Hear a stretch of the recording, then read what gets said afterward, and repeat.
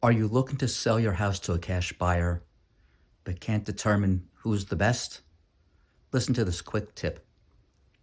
When selling to a cash buyer, there's more than just the price.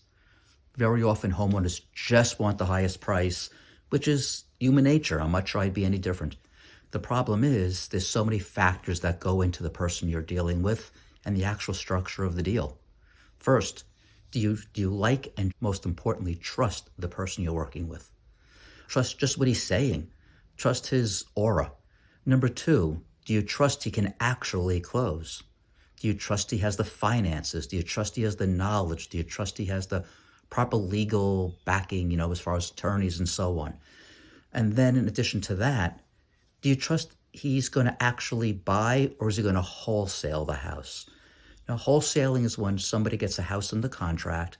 They basically pretend to be a cash buyer, but instead they get the house in the contract and then sell the contract. There's nothing wrong with wholesalers. The problem is wholesalers do it covertly. And that's not what you really want to do. You want someone who's going to sit there and buy your house and say he's going to buy it and going to buy it. Or if he's going to wholesale it, he should tell you he's going to wholesale it. The problem with wholesaling is, again, they're going to buy your house for $500,000 and then find someone to buy the contract for $510,000. They're acting like a de facto realtor. Not the end of the world. The problem is if they can't find that other buyer, a wholesaler's not going to buy it. They're going to walk away after 3 weeks, 4 weeks, 5 weeks.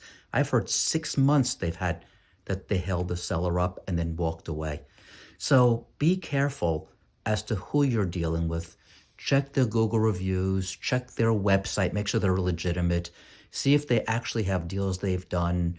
Look up their company. If you agree to go in a contract, look up the company, make sure they own other houses, ask them for addresses of other houses they've purchased. Not all investors, us included, will buy houses under the same company name.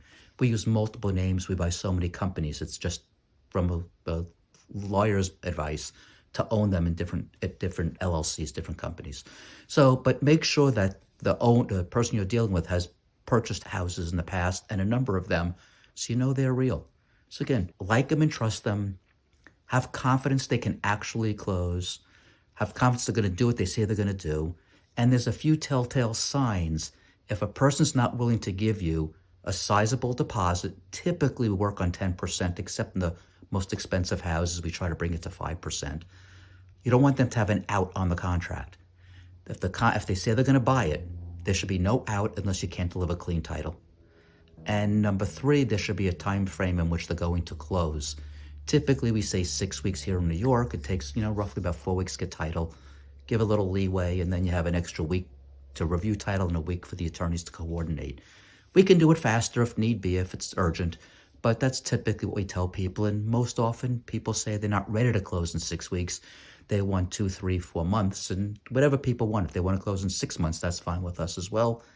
They just sometimes like to know the house is ready to be sold, is basically in contract. So again, make sure you like and trust and all those other things I mentioned. And if that's the case, you'll have a very good deal. But if you reach out to us at Leave The Key Homebuyers, I think you'll like and trust us. And we always do what we say we're going to do. We've never failed to close on a house that we said we're going to buy.